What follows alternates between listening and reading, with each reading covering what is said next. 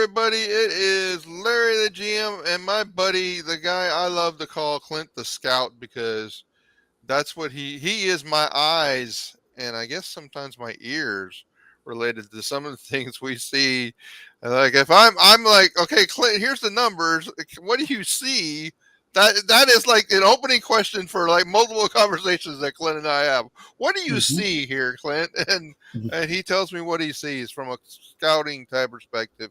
If you ever want a treat, if you want a baseball, you want to get an immersive baseball experience, you go to a San Antonio Missions game with Clint and I when they're playing the Corpus Christi Hooks, and you will fall in love with baseball, or you'll like never want to hear about baseball again, because we will spend the next 2.5 to 3 hours breaking down and talking about every single Hooks player that comes Yep. up.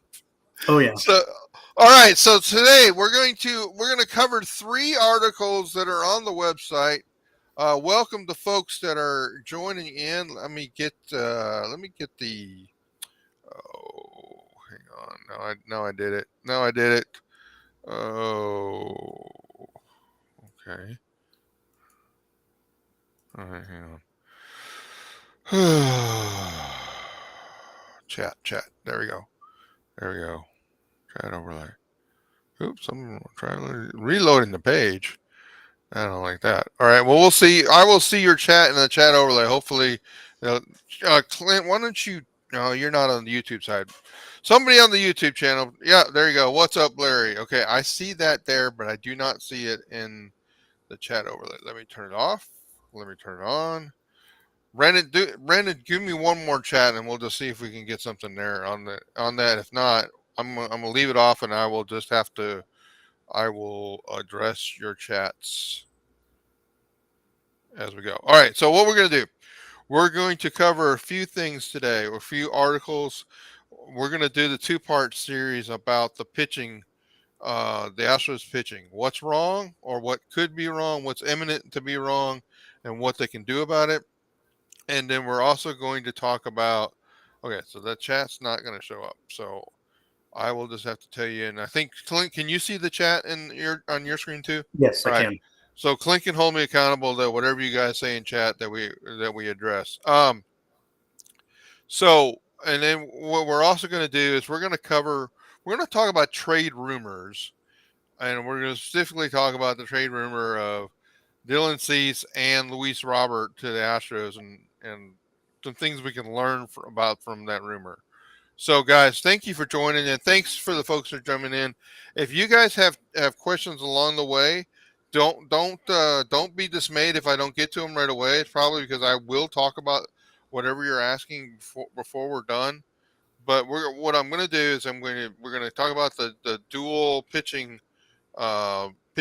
problem articles. I'm going to put I'm going to cut that and put that in as a video into those articles, and then we're going to cover the rumors article, rumor video, and then we'll put that into the Dylan Cease and Luis Robert article. So let's talk about pitching for the Astros. And guys, number one, I just before we get into it, please, if you when you come to the website, you have an opportunity to jump into, the Patreon member page. Well, if you're not a Patreon member, you don't know how to get in there. Then if you're a member of the site, you can click on the site member page. And if you're a loser, I'm just kidding. Um, you can always jump into the general public page. And the realities are when I publish an article, even if it's at 3 in the morning, the Patreon members get that article immediately, and they have access to it immediately on the site. So I'll publish it, then I'll send them a link in Patreon, and on the Patreon side, and that article is available to them in the Patreon member page. So it pays to be a Patreon member. It's $5 a month, and so site members, you get the article free about 20. Click on a button, and you get the article in the anywhere from the first 12 months to 12 hours to 24 hours after it's published, and then site people get the article between 1 day and 3 days after it's published, depending on how quickly I want to get it out. Like today, I actually sent an article through it went to the Patreon people at 3 in the morning, and that's when I finished it. And then this morning it was out there for everybody. Um, so just that is available. Please, if you're willing to help the site, I appreciate that. If you don't really want to invest in financially, I understand. Please number one, like this video. Please also subscribe to the YouTube channel. I'm going to try to do better about having more things on YouTube. Also, please subscribe to the site as a site member. Those things will all help drive up traffic and visibility on the YouTube side. So, if you would also comment about the YouTube video, that would be nice too. So, all right, guys, let's talk about pitching, and let's start with the pitching problem. So, and I labeled this. If you remember the old 12-step process, step number one is to admit you have a problem. So let's talk about what the pitching problems for the Astros are. And Clint, the main problem for the Astros pitching isn't really their performance to this point. It's just that we've lost several we've lost several innings eaters, and now we don't have the people that we've been using are really we're stacking up people to be at their innings limit, right? Hmm. I mean, we talk about like we lost Verlander's 175 innings from last year. We lost Odorizzi's 60 innings. We lost Garcia being out for the year. We've lost Urquidy up to this point. He's rehabbing right now. We lost McCullers, who gave us some innings last year. Those five players delivered 604 innings last year, and Yeah. they've delivered 54 this year. Right now, we're going to get some innings out of your Katie, but the rest of those innings are gone. They're just Right. gone. And the entire staff had 950 innings, and we've lost at least 500 of them. Hmm. So the injuries have decimated mainly the starting pitching and the choices we made. We traded away some of the or we didn't re-sign Verlander. I'm not advocating that we should have, but these we're reaping the consequences of our decisions. Yes. So if you, I mean, the other part of this is like we can talk about the ERA was really good, but the ERA right now is, and I got the numbers that were in the article, but the numbers as of today, 3.76. That's third in the league, but a little more, maybe a little more concerning is the FIP is 4.09. That's eighth in the league. The XFIP is 4.04.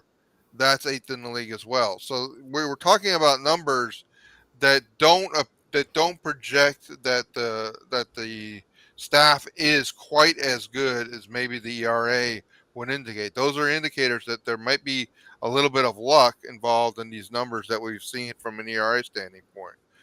And I would also say, like, if you look at the season in three buckets, the bucket being opening day up until the point that we lost your Urquidy, the ERA of the staff was 3.25. If you look at the from uh, May 1st to July 1st, the ERA of staff was 3.76.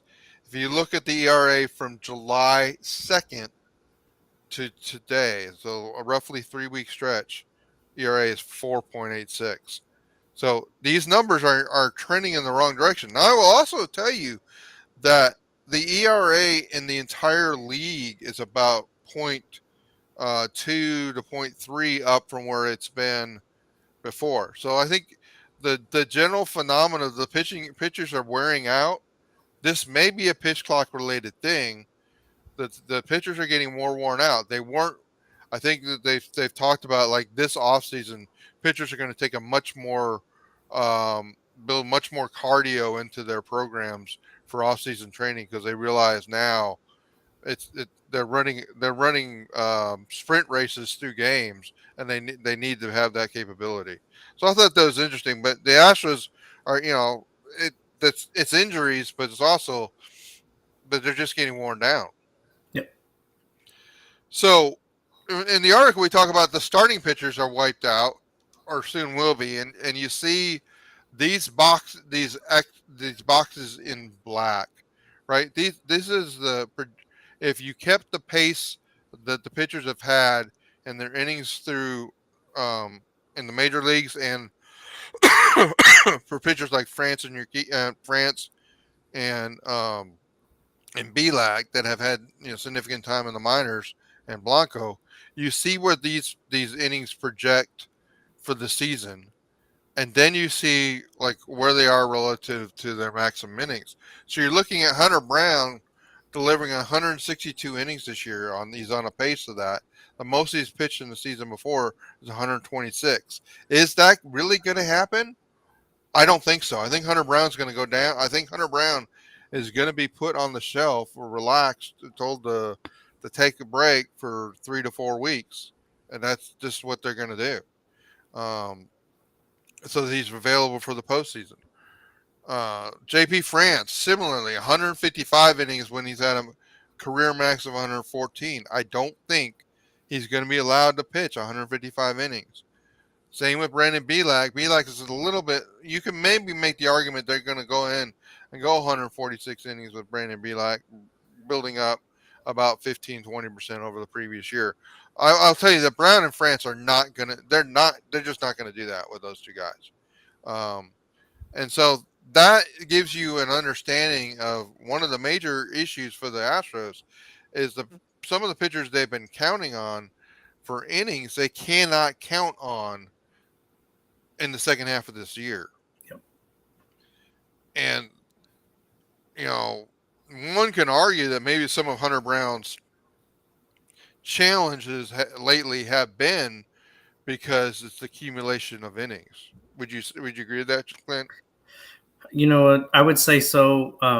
I think this is kind of what we alluded to before the season even started of the vastness of riches the Astros had in 2022 compared to now. And then I don't know if your innings count even takes into account all the postseason innings that they saw. Right. No.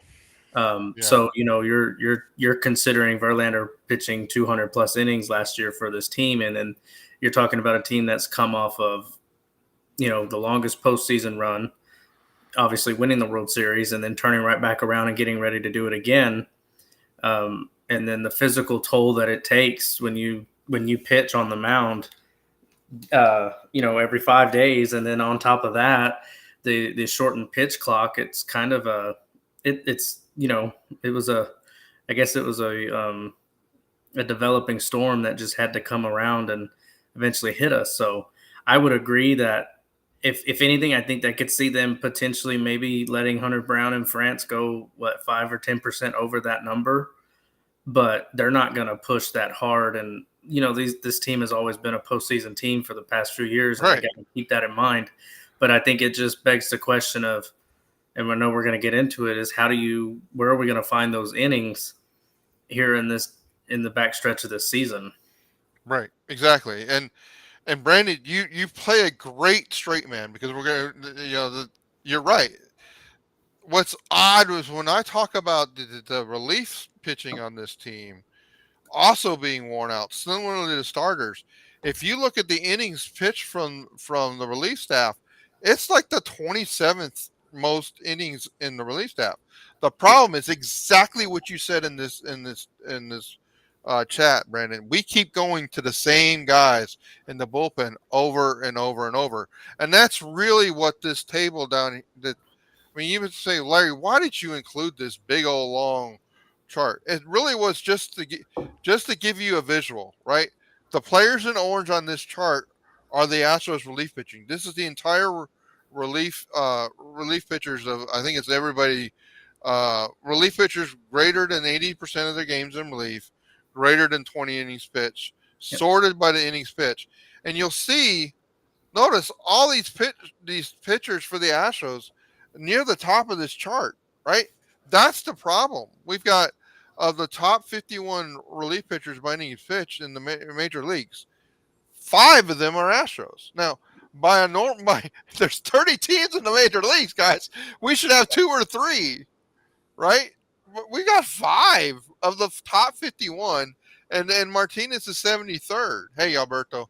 So this is the overuse of the relief staff. We keep going to the same guys over and over, and part of the reason we keep going to those same guys. I'm gonna jump on that. I'll show that in the second half. Part of the reason we keep going to them is we can't, in a weird way, they've been too healthy. Our core pitching, your core relief staff has been so healthy, and we can't option all any of but two of them, and we're not optioning Brian Abreu, Nope. and so now, and we have optioned Martinez a couple times, and so that we keep going to the same guys over and over because number one we've needed them, and number two, uh, they they they haven't broken down, and you may be thinking this is wild that Larry's saying that we haven't used we haven't had pitching injuries. On one hand, we've had pitching injuries, the starting pitchers. On the other hand, we haven't had any relief pitchers having Mhm. pitching injuries. And that's right, Brandon. We almost need some of the relievers to have IL stints, but you can't really afford to have that because we don't have a lot of like great options in the bullpen beyond the core five or six. So Yep. what I will say when you do all that analysis, you put it all together, we really need a relief pitcher that can give us like two or three innings at a time. And Martinez is not really that good at doing that. Basically, when you get Martinez over 30 pitches, it's his. Yeah, here you go. Of the 12 times Martinez has been asked to pitch more than 30 pitches in his career, he's done that seven times this year. Okay, and he had a maximum of 52 pitches, and I think that was in the extra innings game on June 9th, where he was just like, "You're pitching to the end, Seth, and whatever happens happens." Um, the problem is in those games that Martinez has been asked to pitch beyond 30 pitches. His ex woba is 387, guys. An average ex woba is like 329, I think it is this year, something like that. So and his career ex woba is 306.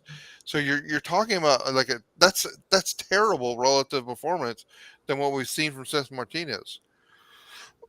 So the real problem in the bullpen is we don't have a long reliever that we can turn to in days that the starting pitcher gets out early, and we have this dual effect now. We've got a bunch of pitchers that are at their limits. We've even got some relief pitchers that are at their limits. Maton is tracking to be overused, and Abreu's been tracking to be overused. Now, you can probably address that just by not pitching them like on multiple 3 days in a row, Yeah. like we just did with Maton. But the reason they're doing it is because these are the guys in red, right? Those are the good guys. We got to pitch the good guys. We're in a lot of close games, but Yeah.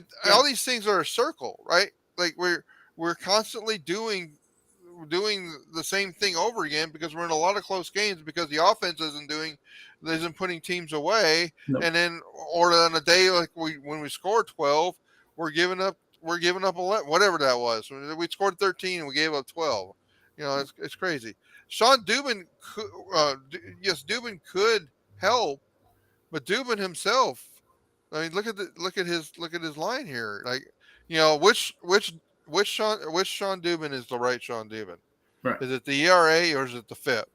Well, not just And that, but the whole issue is, yeah, Dubin could help, but it's only going to be for a certain amount of time because, like you said, we only have two pitchers we could actually move up and down right, to work with that. So if you bring Dubin up, who do you move down? Are you just going to play merry-go-round with that, and then you're going to have IL stints? But it's just going to be kind of piecemealed. So I think it just presents a bigger concern only due to the fact that the only real way to improve it is you have to move some guys, um, obviously not vertically, but horizontally, right. away from the organization to then accommodate whatever it is you bring in.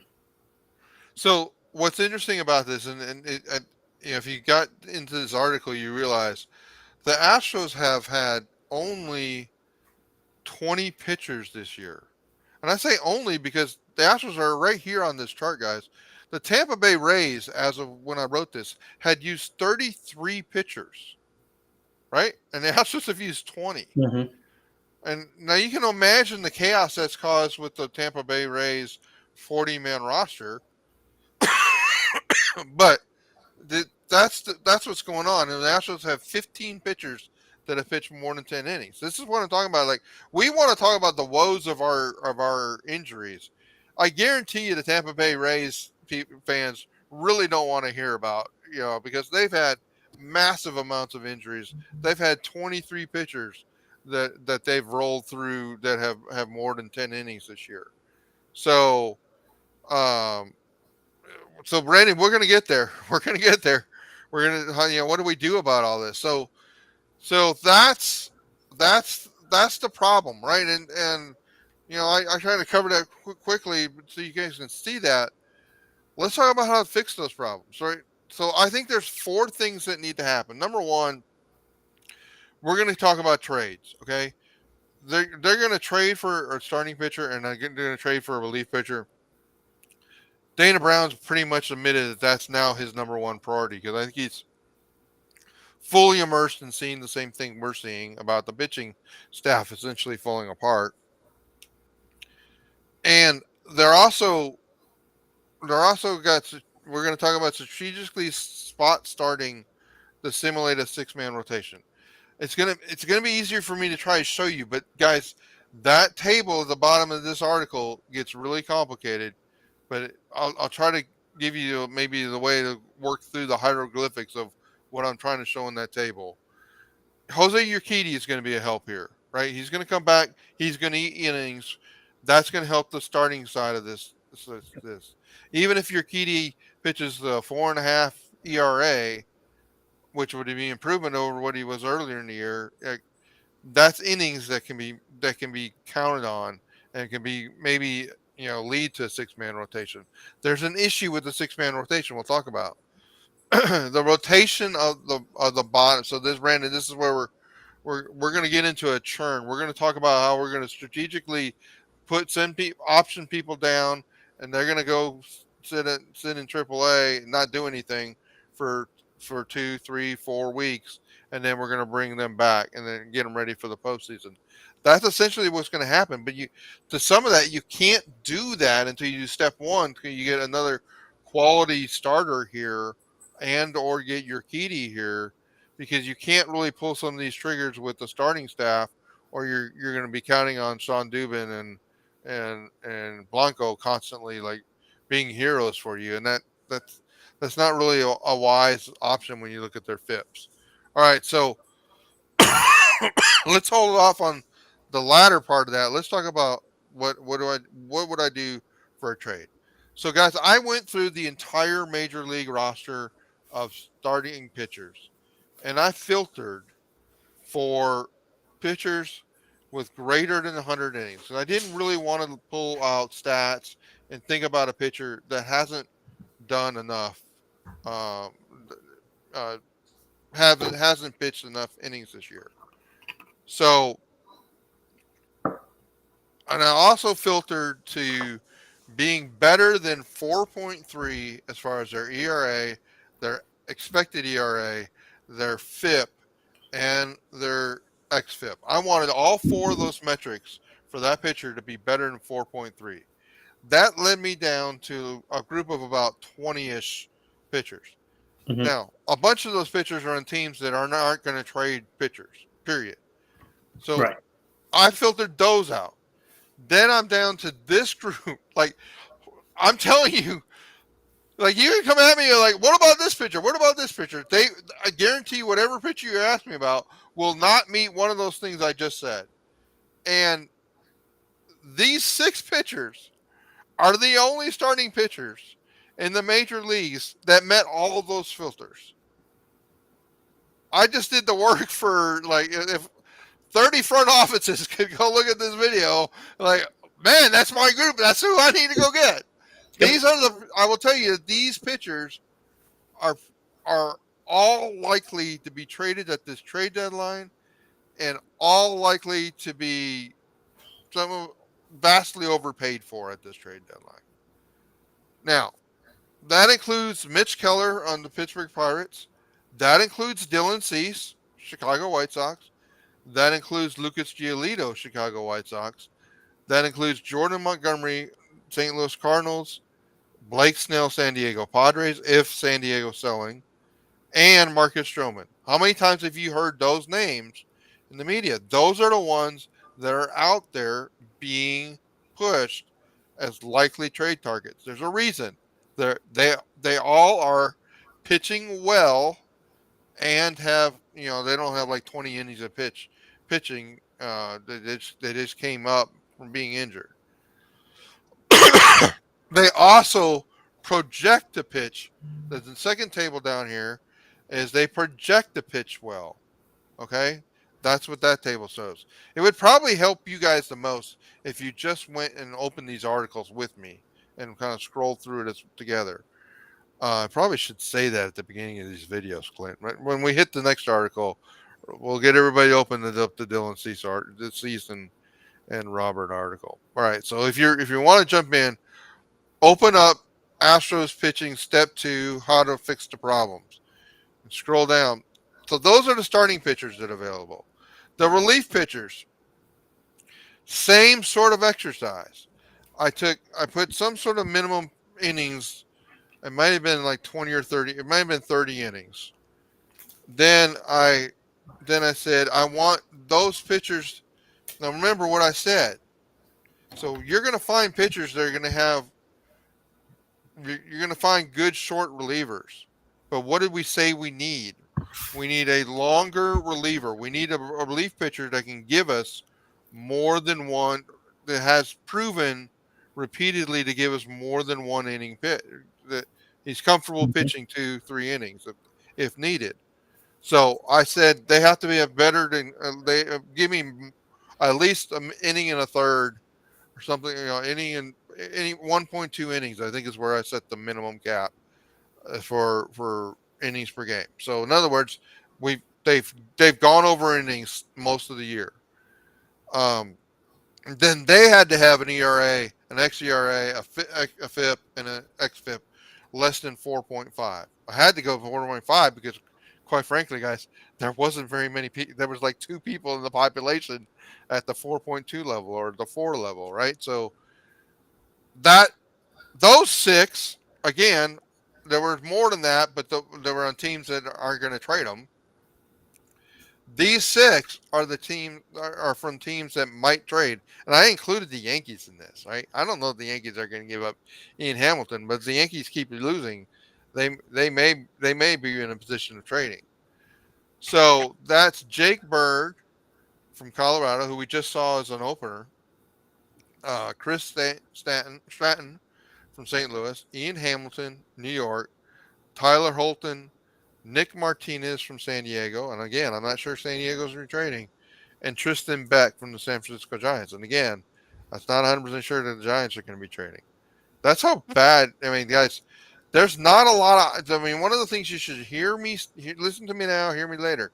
There's not a lot of options for this. So if Dana Brown doesn't execute any of this, it's because there really wasn't a great option for it. Right, Brandon. I mean that like, and I'm not talking about the short relievers of the Yankee bullpen. I'm specifically saying Ian Hamilton, who has that profile, would be good. Now you can see the trade value, and I also said the price because basically I doubled the price of most of these guys and said that was going to be the price of these relievers. For some of these the high cost pitchers, I said high cost starting pitchers, I said that their trade price would be about 50% more than what they show here. Okay, so because I don't think you're not going to get 102 trade value for Dylan Cease. Okay, is everybody with me? That's where we are as far as. I mean, this really isn't intended to be a trade article, right? Trades is just like one thing we got to do to the pitching staff to really help, but it's the most important thing because it enables some of the other things. So when it comes down to it, and I also include in here, and you can get there are multiple articles that describe who the Astros are going to be willing to trade. Okay, there's there's there's this article which talks about the untouchables and the tradables to trade categories. Last night I went in and I updated the values that you see the values from 718. Okay, these are updated values from the Trade Values website. And you can see it in the different categories. Read through the different categories, and at the bottom of this page, I know they're slowly loading, but I've got them sorted by the categories. There you are, and I got them sorted by the name. So if you're trying to find like where does well, that's not coming through very fast, but it's there. There you go. Abreu, you see, it's sorted by the last name, and then I have them sorted by the trade value. Okay, so you can go to this article. I will try to keep these updated because, quite honestly, in this portion of the year, these trade values do change because for the rentals, we're losing for every day that you don't trade a rental, their trade value is going to go down because they're they're going from if they were trading them at 81 game left point of the season, they have half a season. If you don't trade them until the very end of July, you're maybe getting a quarter of the season of that player. So you're getting 25% of the full season trade value, right? So that what we're seeing is that with the season, the longer you go, that rental is losing true trade value, and then but then what's also happening is you're paying a premium for the really best players. All right, so the point of this, these are the players the Astros would trade. And I separated these by buckets because there's some players I believe are untradeable, um, untouchable. There's players I say are untradeable. There's players I say I would trade if you blew me away for their price. There's other players that have a high price. There's other players that are available. There's other players that are at a discount. There's other players I call a throw in. So that there's categories that help you through all that. So if you want to understand where I am with trades and what I'm saying is that go to this article where we talk about the untouchables and the tradables and understand the trade categories and their true trade value. The other fundamental question I see out there on Twitter and YouTube, I mean, and on Facebook, people don't understand what trade value is. So, and Clint, let's kind of bounce this back and forth with each other. So, Clint, one of the things that people don't get about trade value is they think it's just about like how good a player is is what their trade value should be. What's the fallacy of that? Well, the fallacy is, for me, is it's not necessarily how good a player is; it's how much it costs for that player and how much control I have over how much it costs for that player.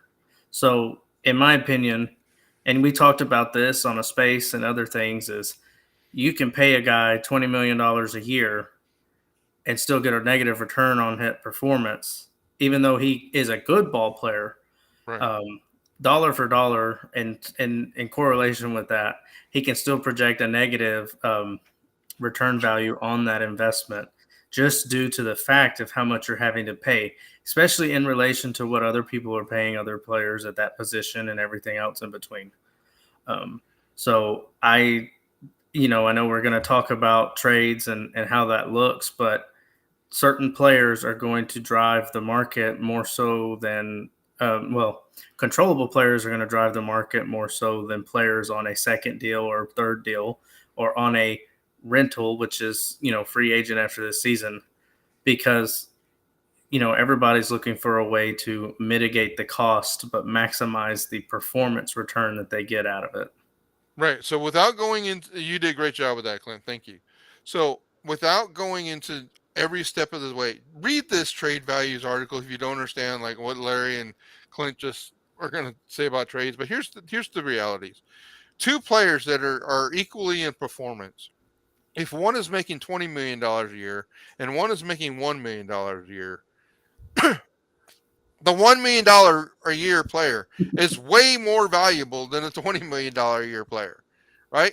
And likewise, if you've got three players, one is 24 and has 5 more years before he can become a free agent.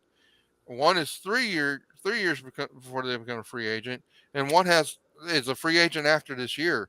The young one that has 5 more years of control is it's literally more than 5 times more valuable than the player that's going to go on a free agent contract at the end of this year, right? That is that is why a player that is young and under major control has a trade value that most of us don't understand. I mean, a player like Gilbert has this huge trade value because he projects to do really well, be a really good player, and he's literally got 6 to 7 years of control still left, right? And that's the whole thing about trade value. All right, I don't really I did want to get into that because I do want people to understand. So this table is essentially a subset of what I just showed. These are the players I think the Astros would most want to trade. Right, Brandon Jokes would have because what's happening with Jokes is he's 27 years old, right? And yeah, he's got all the control, right? But what the WAR metrics would project for him is that after age 30, his WAR would start dropping fairly significantly.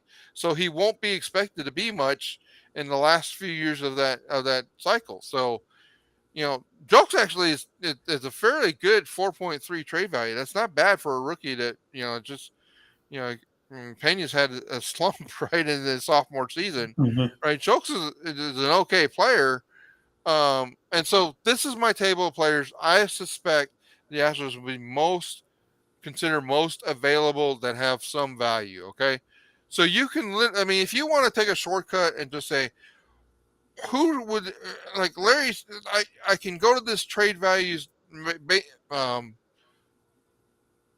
put it up, call it up for you guys. The baseball trade values website, you can find what a player's trade value is here, and then you can go to that table I'm just showing in this article, or you can go to the longer article and have all the trade values, and then you can pull together a deal, or you can go to the website and do it. That's what I usually do. But the point is, I'm trying to help you guys have the data to make wise or make informed decisions. Now, you can argue with the values on the trade value website. Okay, they those values are being calculated in the manner that I discussed.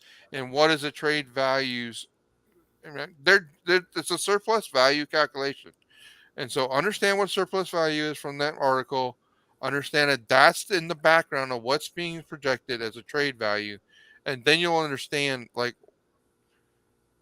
guys, this is the way the teams are evaluating. Whether you agree with it, whether I agree with it, what there's players that have a category that have I call for a price check on, right? I don't agree with this price for this player. It doesn't really matter what I think, guys. That is the process that teams are going through to set the value. Okay, now a player like McCormick, honestly, I haven't checked his trade value today, but every single day he's rising.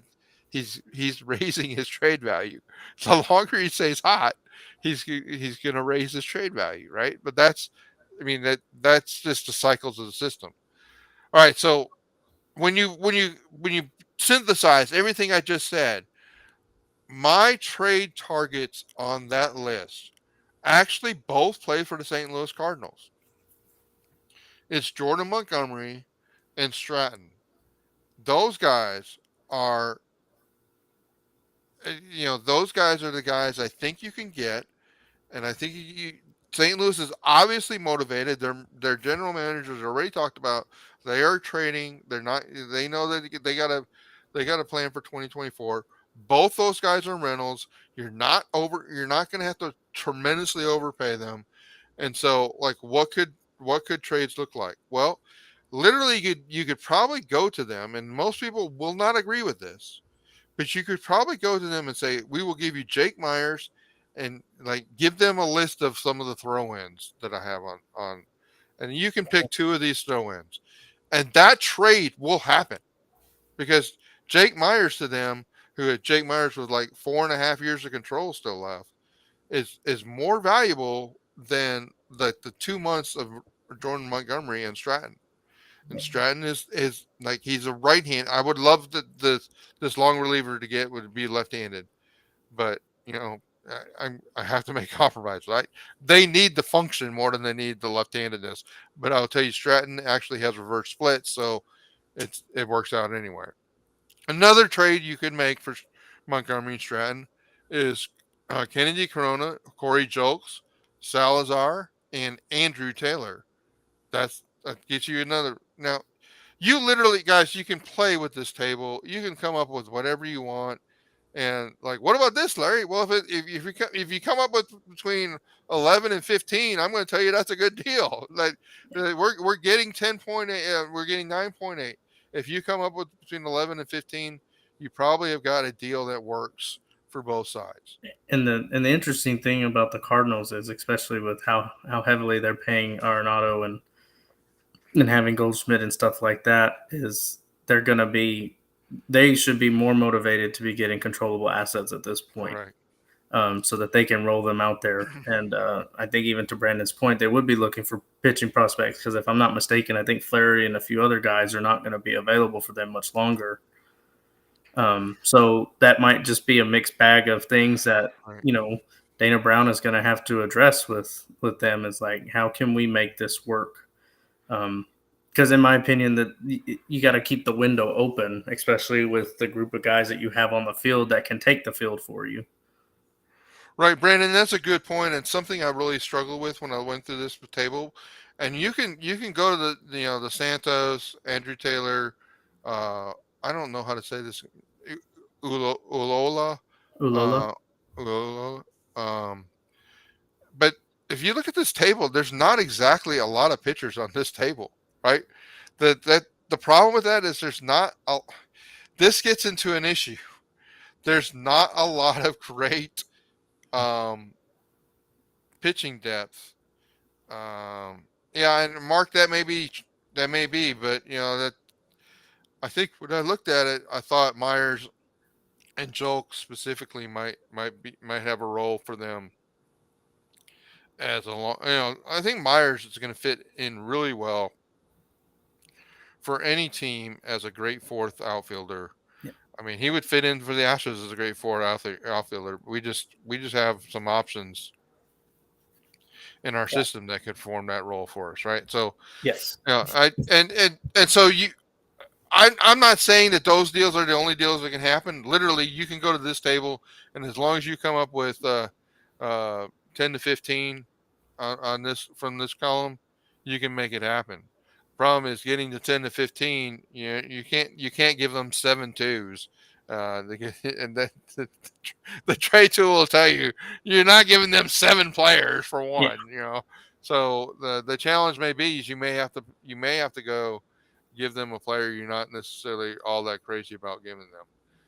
All right, so just so you know, within this article, you also have a bunch of other access to other trade articles I talked about.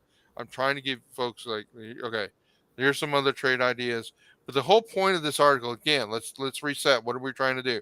We're trying to fix the pitching staff, right?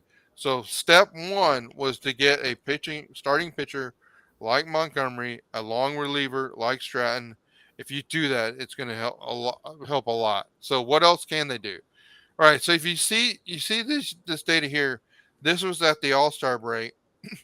The pitching, the pitchers on 4 days rest and 5 days rest and 6 days rest, and you can see for most of them, like Belak has been a completely different pitcher if he gets more than 4 days rest, right? Uh, uh, Brown Brown's better on 6 days rest. Um, France, France is like, okay, he's only got one start on 4 days, so who knows what he really is, but he's really good on 5 days rest, and we keep seeing France, like give him 5 days, dude's doing really well.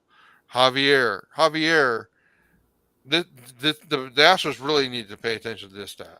Javier, 3.00 ERA. These are career numbers, not just this year. 4.28 when he's only 4 days of rest, right? Stop Yeah. running Javier out there every only on 4 days rest. Your Kitty again is better on 5 days rest and longer. Valdez, Valdez, Valdez just wants to be used. So, like, if you can have a hybrid system, like let Valdez pitch every 5 days, that's fine, and have the other guys work around him. That's kind of the way I built into the table at the very end of this. I pitched, if it was like, okay, Javier, go pitch again, go pitch again. Yeah. The worry I had when I was actually writing that table was Javier had just gotten injured, so I was like, I'm not, I'm not too sure what's going on there. So that's a little bit of worry. Here's one of the problems we talked about in part one is you can't option most of the guys in the bullpen. Yep. And so what do we do? Um, so we're going to use those spot starts to roll in. Jose Urquidy coming back. We talk about that. What I would say that really what we're focusing toward is the back of this rotation has a think of it in buckets. Okay, the core postseason staff. Let me see if I can blow that up. You really see it. The core postseason staff: Fromber, Christian, Hunter, and the starting pitcher we get. Okay, then the core bullpen: Ryan Presley, Phil Maton, Brian Abreu, Hector Neris, Ryan Stanek. Notice who I didn't say there. Another part of the bullpen that's probably as of today would not be on the postseason roster, Montero. Then the hybrid crew. Think of these guys as the guys like 3 of 4 of these guys are always on the staff, and 1 or 2 of them is always in the minor leagues from this point forward. Right, JP France, Jose Urquidy, Brandon Belak, Ronald Blanco, Steph Martinez. I'll say this: once Urquidy comes in, if Urquidy is not just terrible, Urquidy's pitching the rest of the year. The swing staff. These are literally the arms that we call up to, to give us relief. Now, the guy in this group right now is Joel Kuno. Now, I don't know if he's still there, but I expect Sean Duman is going to be called in fairly soon. And then the fire crew. These are guys we haven't even seen yet, but this is like the last line of defense, Yep. right? We hope we don't see any of the blue bucket the rest of the season. That's a way to think about the staff, right? So this is, I mean, guys, all I can say is if you're looking at this article, if you can do it on a desktop, blow it up like this. This is literally the rest of the season, day by day, and Larry's like, who starts, who's there, and guys, this will not be right. Okay, the point of this is notice that Brown, who I've got in a special shade of red here, is in a pink color because he needs to have as many innings managed. I'm saying that Brown goes down to AAA as soon as that traded pitcher gets here. All right. And he's down for the month of August and comes back in early September. And then he gets ready for the postseason. That needs to happen. Go back to the first article. That needs to happen so that we can get the innings down to where he needs to be to protect, because we want him to be available for the postseason, right? Because he's going to be either number 3 or number 4 starter, depending how you prioritize Brown versus Montgomery or whoever we get. Then you notice Urquidy, France, and Urquidy starts all the way to the end of the year. France starts, now he was in our 5 starter. Then he goes down, right, in late August, and he spends about 2 to 3 weeks out. And again, that's to manage his innings as well. When he comes back, he has like 2 to 3 starts for the end of the season. Okay. Then you got Blanco coming in for a few starts while France is out. This is how we literally are. And almost it's easier to look at this part of the chart. This is the minor league portion of the chart. Here's who's in the minor leagues, and when they're called to the major leagues. Right. That's another way to look at this chart. Then you see the core of the bullpen, none of those guys are gone unless they get injured. You got Montero there every day, so you're stuck. You have those six relief pitchers pitching the whole way, but then you've got the traded relief pitcher. In my case, this is Stratton.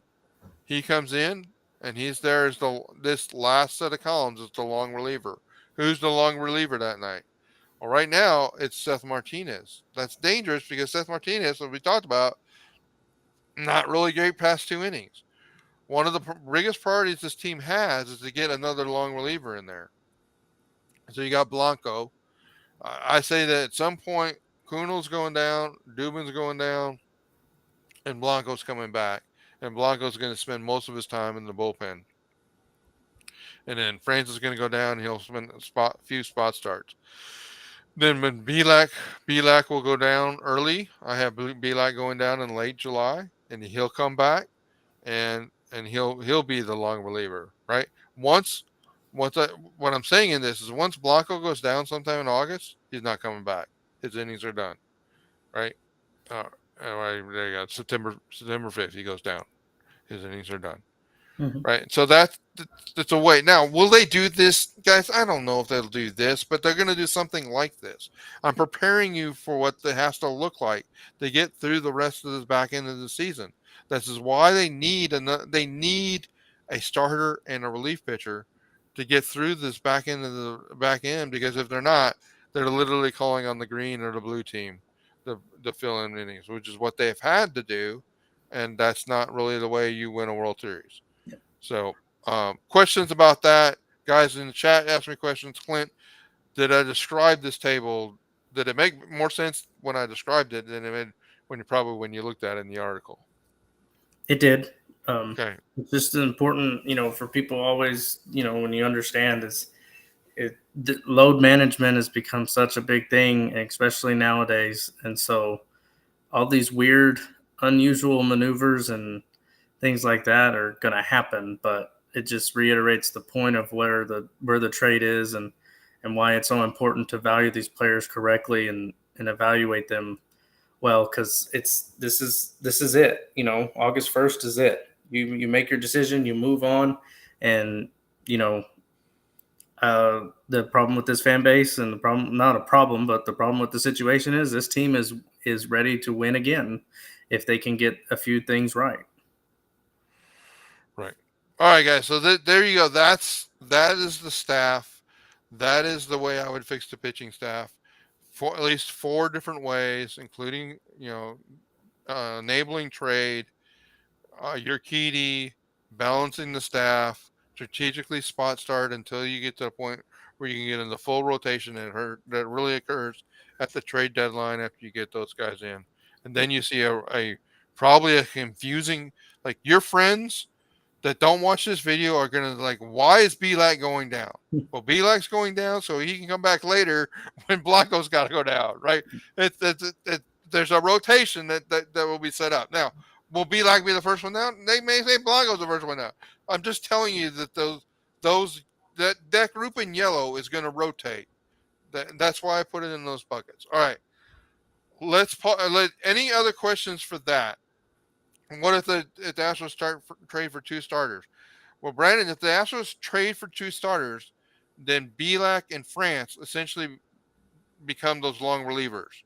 Right? That like whether they trade, and this team needs a long reliever in the bullpen, right? So Belak and France will share that long reliever role. Because those are the roles we needed now. Because there's no way you can't DFA Montero, and unless you're going to option um your option Abreu, because I already optioned Martinez to that.